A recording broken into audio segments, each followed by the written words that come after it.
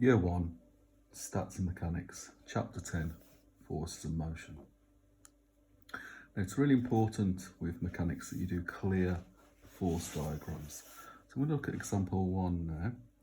So it says a block rests on a horizontal plane. So that block will have a mass m, and that mass will generate a force which is called its weight, W, which will act vertically downwards. The weight is equal to mass times gravity, mg. Well, it's unfortunate we use weight equal to mg, which looks like milligrams, but it doesn't mean that. It means mass times gravity.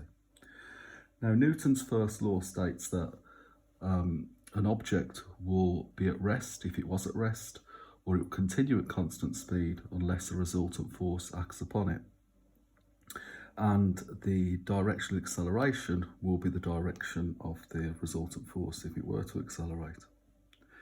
So in this diagram at the moment, we would have resultant force. This object should accelerate downwards.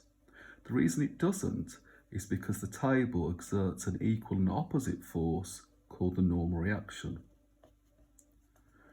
Normal reaction because it's at right angles to the plane, and reaction because it's a reactionary force. So it will only be equal to the weight. No more, no less, it will be equal to the weight, so that it's said to be in equilibrium. These two forces are balanced, and when these two forces are balanced, it will remain at rest on the table. It also says in example 1, the block is being pulled by a force P to the right across a rough horizontal plane.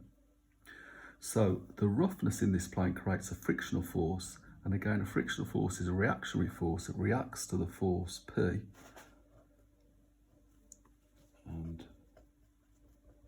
it will be equal and opposite to this force P if it remains at rest. When the force P is greater to the frictional force, and the frictional force varies from 0 to what's called F max, when it exceeds the maximum frictional force, it will begin to accelerate in the direction of that force P. So those are all the forces acting on the block. Okay, if we now look at example 2. Example 2, we're given a force diagram. So we've got an object. It's usually called a particle. Particle meaning it's got insignificant size. Force down of 10 newtons. Force up of 30 newtons. To the right 20 newtons. And to the left 20 newtons. And the question asks us to draw a force diagram to represent the resultant force, and then describe the motion of the particle.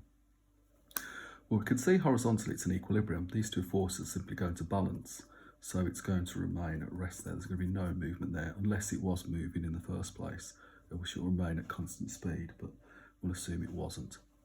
These two forces aren't balanced, so we've got a force up of 30, a force down of 10, giving us a resultant force of 20 newtons acting vertically upwards. RF for resultant force. 30 subtract 10. So describe the motion of the particle. It will begin to accelerate upwards.